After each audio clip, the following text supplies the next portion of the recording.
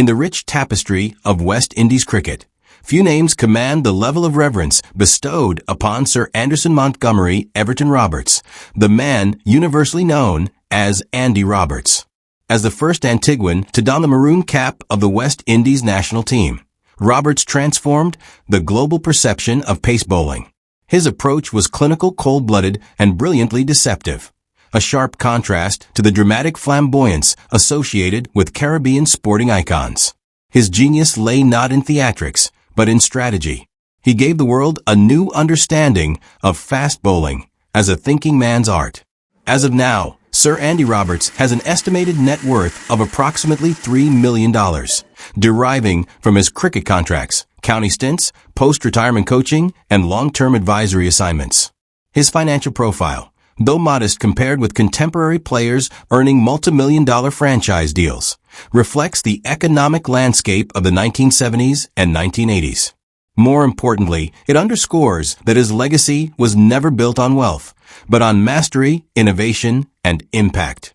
Roberts is not merely a cricketer. He is a cornerstone of an era. His name evokes an entire philosophy of pace bowling, a blend of patience, psychological warfare, and tactical brilliance that shaped the foundation for Caribbean dominance across nearly 2 decades. He remains alive, respected, knighted, and regarded as one of the greatest craftsmen the sport has ever produced. Early life. Andy Roberts' story begins on January 29, 1951, in Yearlings Village, a quiet, unassuming coastal settlement in the parish of St. Mary, Antigua and Barbuda. Yearlings was a community defined by hard work, small farms, fishing boats, and the simple arithmetic of survival. Luxuries were few, but values ran deep. In this atmosphere of humility and resilience, Roberts developed the discipline and mental fortitude that would later characterize his cricketing style. Parents and family environment. Roberts was born to Joseph Roberts, a fisherman and farmer, and Isabel Sheridan, who worked as a cook and farmer. Both parents are now deceased, but their influence remains central to the story of his rise. His father's steady work ethic and his mother's calm practicality created a household where responsibility was not taught explicitly. It was learned by example. While specific public details regarding his siblings remain sparse, it is widely understood that Roberts grew up in a large, tight-knit Caribbean family. His home environment reflected the communal living dynamic typical of Antigua at that time. Children played cricket in the yards, older relatives supervised, and neighbors frequently stopped by to share meals or news. This was the cradle of his childhood. Education.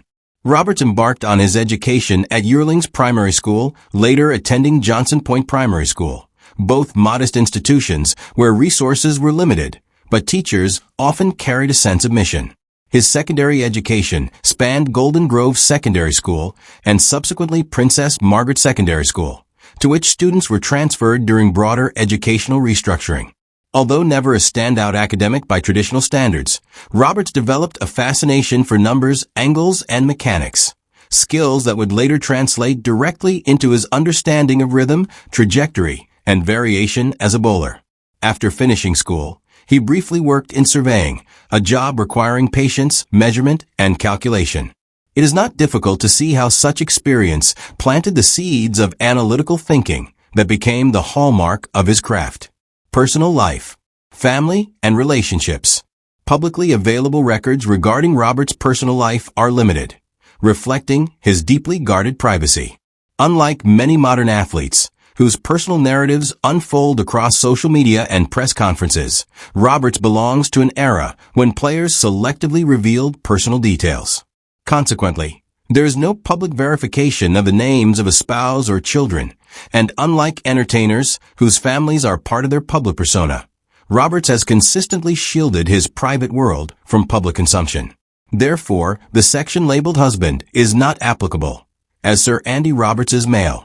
Furthermore, there is no confirmed public record of his marital status or parenthood.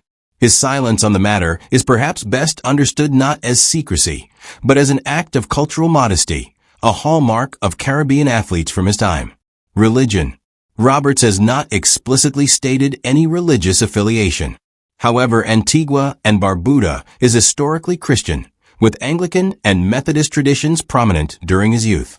Many players of his generation practiced faith quietly and privately.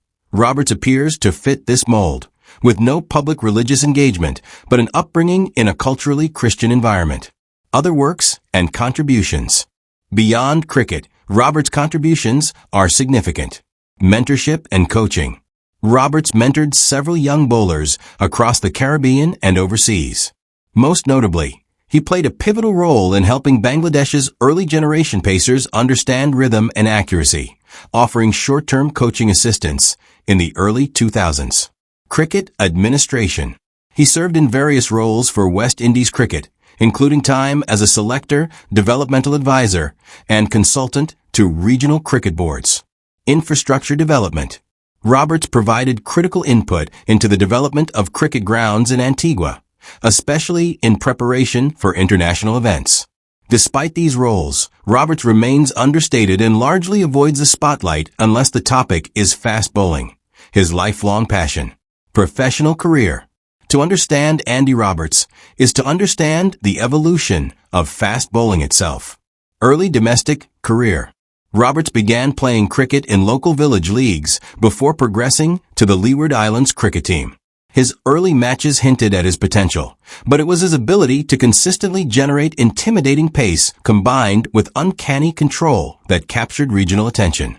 He was soon selected for the Combined Islands, a precursor to the more formalized Leeward Islands and Windward Islands teams that emerged later. Arrival on the international stage. Roberts made his Test debut on March 6, 1974, against England at Bridgetown. This historic moment made him the first Antiguan to represent the West Indies in Test cricket. His arrival triggered a shift in cricketing power, the beginning of the Caribbean fast bowling revolution. Style and innovation. Roberts is widely regarded as the architect of a new fast bowling mindset. His hallmark was the two-bouncer strategy, a slower, looping bouncer that batters could adjust to, and a second quicker, more explosive bouncer that arrived earlier and higher than expected. This method became legendary. Batsmen soon realized that playing Andy Roberts was not merely a test of reflexes, but a test of psychological composure. He enforced uncertainty with scientific precision. Test and ODI achievements. Across 47 test matches, Roberts accumulated 202 wickets, average 25.61, 11 5-wicket hauls, 2 10-wicket match hauls, and best innings figures, 7 for 54. In 56 one-day internationals, he took 87 wickets, serving as a foundational pillar in the early days of limited overs cricket. County and overseas cricket. Roberts played for Hampshire, 1973 to 1978, Leicestershire, 1981 to 1984, and New South Wales, Australia. County cricket not only refined his skills, but also toughened his discipline, as English conditions demanded adaptability and patience. He succeeded with distinction in the demanding, rain-soaked pitches of the English season. World Cup success. Roberts was indispensable in the 1975 and 1979 Cricket World Cup victories, contributing to the most feared bowling attack of the era alongside Michael Holding, Joel Garner, Colin Croft, and Malcolm Marshall later years. The quartet and Roberts' pioneering influence defined a golden age of West Indies dominance. Retirement and recognition. Roberts retired from international cricket in 1983, leaving behind an invaluable legacy. He was later inducted into the ICC Cricket Hall of Fame, 2009, and knighted as Knight Commander of the Order of the Nation, 2014. These honors capture the global and national magnitude of his contributions. House tour and car collection. Roberts has lived a life defined by simplicity rather than ostentation. There are no public records of a luxury mansion or real estate portfolio that mirrors modern athletic wealth. His affinity has always been for the cricket ground, not the glamorous lifestyle many associate with sports. Homes. He is known to have spent most of his post-retirement life in Antigua, participating in community engagements, youth training sessions, and cricket development initiatives. While he owns property in Antigua, details of its size, design, or features have never been publicly disclosed, and out of respect for privacy, no assumptions can be made. Car collection. There is no documented car collection associated with Roberts. His cricketing era was financially modest, and his personal preferences leaned toward utility rather than extravagance. His legacy is built on discipline, not displays of wealth. College career. Roberts did not attend college in the traditional sense.